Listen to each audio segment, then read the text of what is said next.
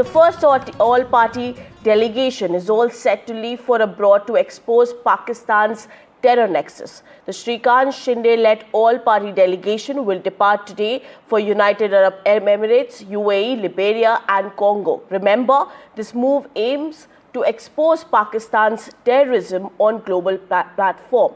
7 all-party delegation will engage key nations under Operation Sindoor, reflecting India's collective resolve against terrorism.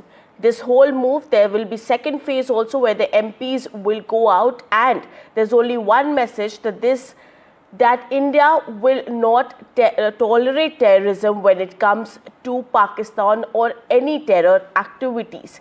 Today, the first set of delegation, Shrikant and Shinde-led all-party delegation, will depart at around 11 a.m. as we know, as per our sources, and they are taking one message, that is to expose Pakistan's terror nexus to the globe.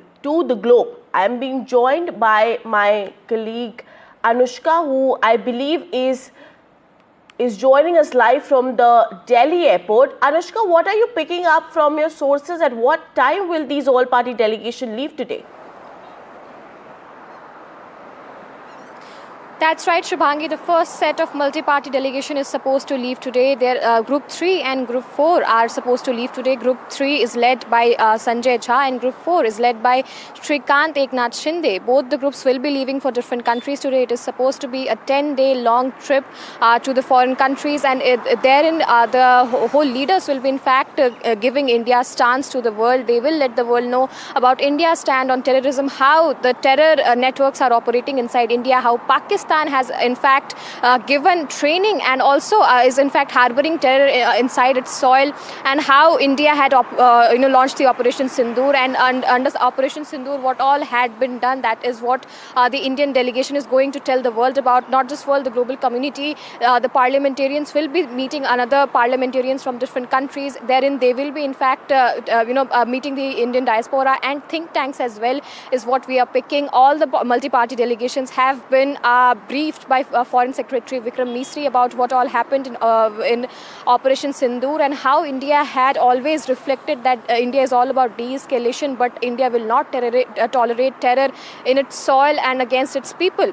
So that is what both the MPs are in fact going to tell the global community about, how India has collectively took a stand against the terrorism, and how there was no involvement of any third party, any third person in this whole matter. Now the Group 3 that will be leaving at 11 a.m. today is led by Sanjay Kumar Jha, who's the MP from JDU. The first group will be visiting Indonesia, Malaysia, Republic of Korea, Japan and Singapore. The second group is led by Shrikant Eknath Shinde. They will be visiting UAE, Liberia, Democratic Republic of Congo and Sierra Leone. So all these countries, both the groups will be visiting. Another set of group will also leave soon enough, and they will be also visiting different countries. They will be meeting the parliamentarians of different countries, the think tanks, the Indian diaspora there, so that they can tell the world about the terror attacks that has happened in India, not just the Pahalgam terror attacks, but multiple terror attacks that has taken place on India's soil, and how India has said that any act of terrorism will be considered as an act of war, and